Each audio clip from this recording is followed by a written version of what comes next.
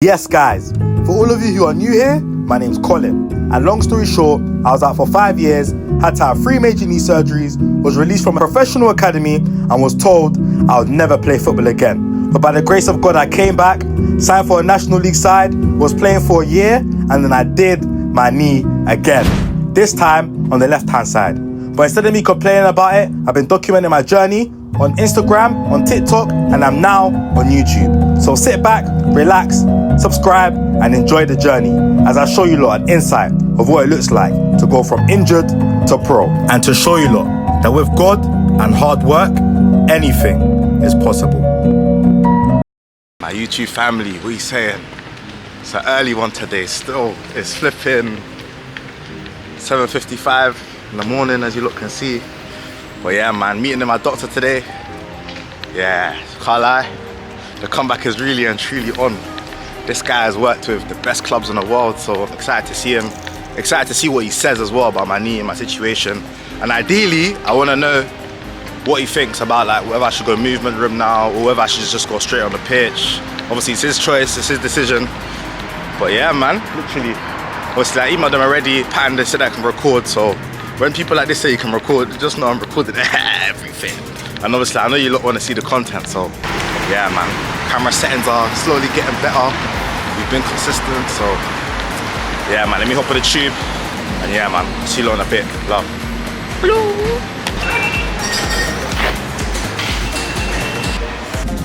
I'm moving like a full-on tourist, look. This guy's wanted me to take the stairs, he's all telling you 1% and that. Finally touchdown fam. Bro, you even Oxford Street this early. Bro, I can't lie, investing in yourself is not cheap, bro. Guess how much his appointment is to see the doctor? Guess. 200. Maybe less. More, bro. 300. A bit less, a bit less, a bit less. A bit more, a bit more, a bit more. 275. Yeah, you got it, you got it, you got it. Bro, 275. To just see the doctor. This ain't even sessions in the this is just to see him. This is just to see him, bro. It's peak, but that's a question. You lot are gonna find out. Is it worth it though? Nah, I think I took kinetic. Gonna see the doctor today. Excited to see what he says. But yeah, man, the comeback is well and truly on. Last time I came here, I was with Dr. Jones. He was telling me that we're gonna try the non-surgical route. As you guys know already, it didn't work, so I had to get the surgery. But you know, we're back now, a year later, well not even a year later, a year, like 14 months later, we're stronger, you know, we're mobile, we're leaner. So yeah man, we're literally just putting in the 1%. This is gonna tell me what my strengths are, what my weaknesses are. We're gonna create a plan, and then hopefully that plan will get me back on the pitch stronger than ever, and the strongest and leanest and shredded I've ever been. But yeah man, come inside man. So we're through man, this is our app, isokinetic, as you can see there. But yeah man, the doctor's on the first floor. So yeah man, we're gonna go see him. Yeah man, you know there's something about being in a nice place like this, even though it's expensive, it's like, you know, I was thinking of the places on the beach, you know what I mean? What do you think of the facilities? No, it's nice. It's isokinetic baby. Nice. Isokinetic baby. But yeah man, I'm gonna see what he says. Got some questions for him as well. Cause yeah man, I need to stop getting injured, bro. Like come on, like I come back, I get injured. I come back, I get injured. And why is the lift not moving out? Oh, okay, it's moving now, but yeah.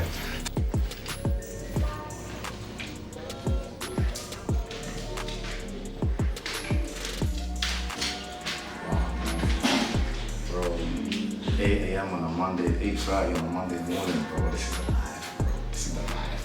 I feel like I'm in Saudi Arabia right now. Look at this, sit down, legs crossed, bit of coffee. This is the life, bro. You know, instead of running to work, man's, yeah, bro, this is the life. As you can see, this is the process. So, you got the isokinetic test, as I was saying earlier, for the strength. Obviously, see how strong you are. And you got the threshold test. So it's basically your aerobic and anaerobic fitness. As you can see the inject blood on the treadmill. And this is what I'm aiming for. Obviously to see how I'm moving, because at the end of the day, my knee, I can be as strong as I want. But if my knee is not moving correctly, it doesn't matter. So as you can can see here, provides information of movement patterns, and obviously the 6 specific movements. So yeah, man, excited. I had a right knee injury, was out for like 5 years, so I never played football again, and then came back. That was obviously Dr. Jones. And then I was playing in a game like late 2023. And then I went to make a tackle, but as I made the tackle, he's like kind of fell on me and he's twisted. And then literally I just felt like a slice of butter just go right at the side of my meniscus. And I played on because I had, adrenaline, thinking, nah, no way, not again. And then my knee literally, second half came on, it was fine, and I must change direction, and I just felt like a little. So obviously came back to my assistant at Dr. Jones, and tried non-surgical for around like 6 months. But everything was going well. I was even doing some fit sessions with Filippo actually. And then I must have been doing some coaching, I must have played a part, and then my knee literally just locked completely. This is when was this thing? This was like around maybe like May 2024. So like 5-6 months into like that rehab process. And then I must have been next week, I locked, and obviously locked back out, and then I think I must have went to the cage with my little brother just to see how my knee's feeling and stuff. Because it kind of calmed down, and then I literally went to shoot at the wall, and then my knee locked completely. Like, as in like I couldn't move it at all. Like I literally felt like my flesh going in and out, like it was really bad, and then I had to get rushed to A&E. Then long story short, I got MRI scan the same day. They said that my meniscus flipped completely. And then I had the operation the next day, and that was like late May. Long story short. No, it's a pleasure to help you. This needs to be a bit better. What, the Core accessibility? So it creates quite a contrast. So you've got good hamstring. Pretty tight for your quads. I think it's probably a little bit more than what you've got at the moment. Just your face like that. Lift your right leg straight up in the air. Good, and down. Left side lift. Okay, down. My days. Checking the tendon of the knee, so a little bit cold. Just bend the knee up for me. There, these fibers.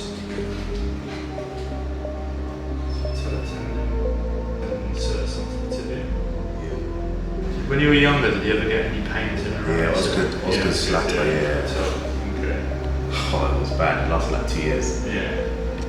So you're getting a similar sort of thing now. This is where the tendon inserts onto. So when you've been doing more sort of like functional movements like jumping, landing, squatting, this sort of thing, you just put some more force through the front part of the knee. That's why. One of them was the other. Here's where I get it, like a little bit lower down, that's what the pain. It's like right inside. The lower one. Around there, so I'll get one like that. Sort of insertion point. It was more on the left than the right. See, this is don't worry, this is the contour of the tibia here. So you make out these fibers here, your tendon. This is the tibia, this bone top part. So the tibial tuberosity, where it inserts on. You know where the patella tendon inserts. That's why you're feeling a little bit more pain in around this area. Because the tibia, the shape of it's a little bit more irregular, a little bit bumpier if you like. So the fibers just can rub against, or this is it inserts onto the bone. But again, if you're doing more lunge, are you right-footed? Right-footed, So this is more of your decelerating stance leg, isn't it? So you're going to put a little bit more force through it. Even here, I feel a lot of there in my abilities. Okay, show me now on the left.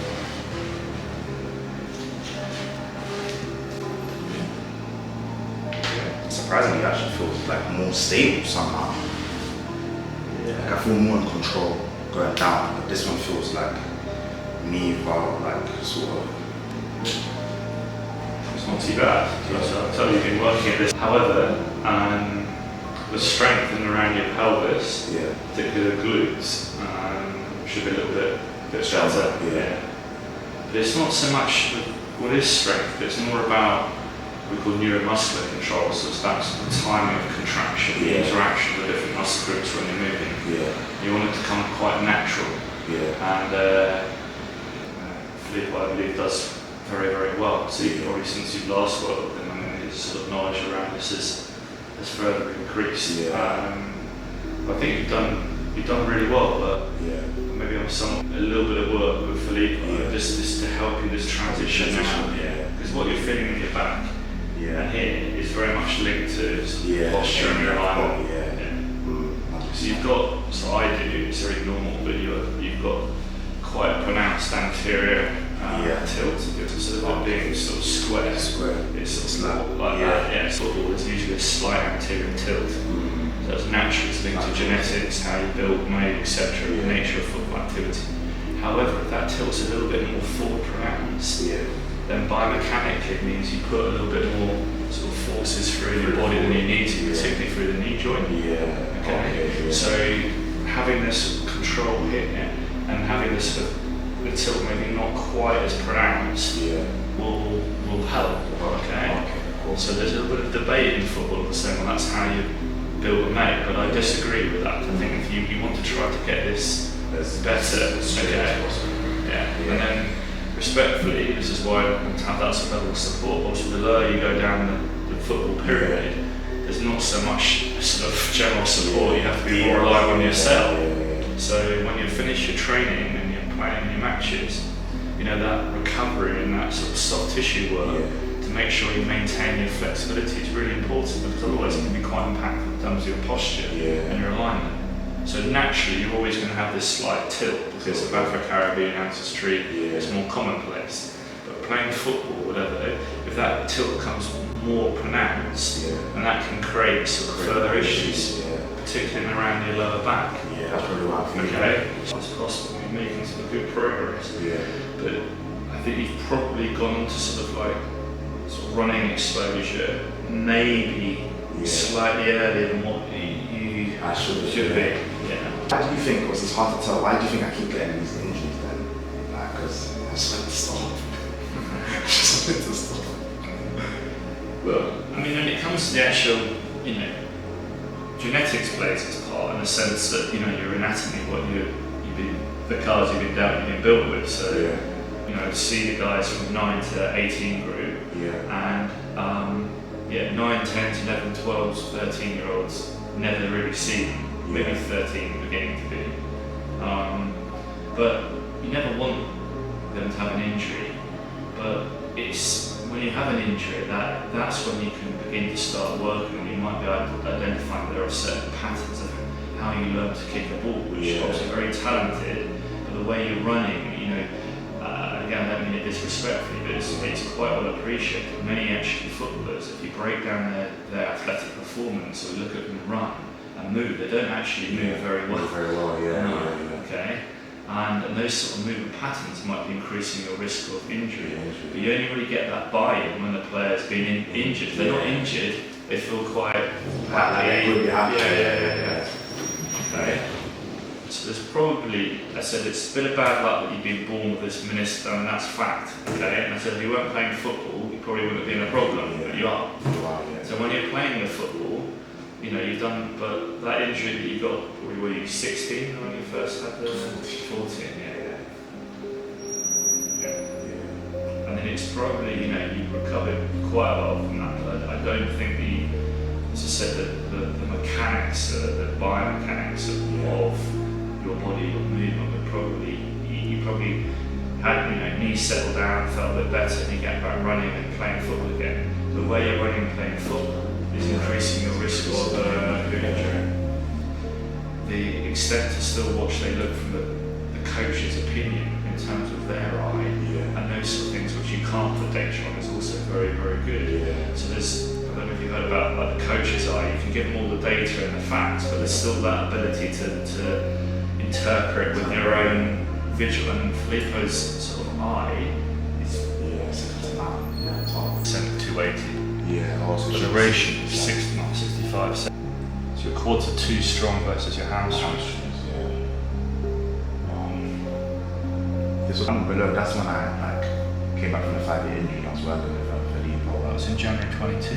Gained 47%, 43. Wow, same thing. Wow. I can imagine an agreement because the game's an agreement with a ratio of 50%. start, but you've got to still be doing some gym work and hamstring alongside it. 100%.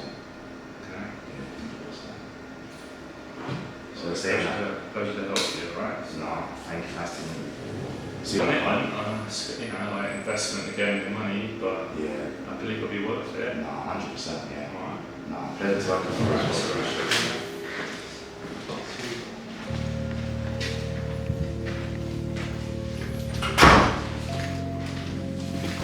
So obviously, just finished. Yeah, man. Positive results. He's saying that in the next 30 days I can be back on the pit. So we're gonna have a very, very intense block of sessions, gym, movement analysis, and just tell him the details. Obviously, my quads need to be more flexible, all of this sort of stuff, all of the literal 1% stuff that I preach about, man. It's the little details that matter the most. But yeah, man, literally. And I can't lie, this investing thing, shy. Oh my days! If I show you like the bill right now, bro, 800 and bro, 8 millies, bro. I just but at the same time, it's an investment in it, Ruben. It's an investment into myself. Of course. 8 billies, bro. Some man spend that in club, some man spend that in parties, some man spend that on a bottle, but I'm spending it on my knee because I have faith that by the grace of God, one day I'm gonna look back in a few years and I'm gonna be like, you know, I'm even gonna put this video on the screen. I'm gonna be like, you know what? This investment was worth it, man. It was worth it. But yeah, man. Everything happens for a reason, No, innit? exactly. Everything, that's what I'm saying. Everything happens for a reason. So, yeah, man. Happy to document the journey with you lot. If you like, comment, subscribe, and I'll see you on the next session, man. But yeah, man. See you lot soon. Later. Bye.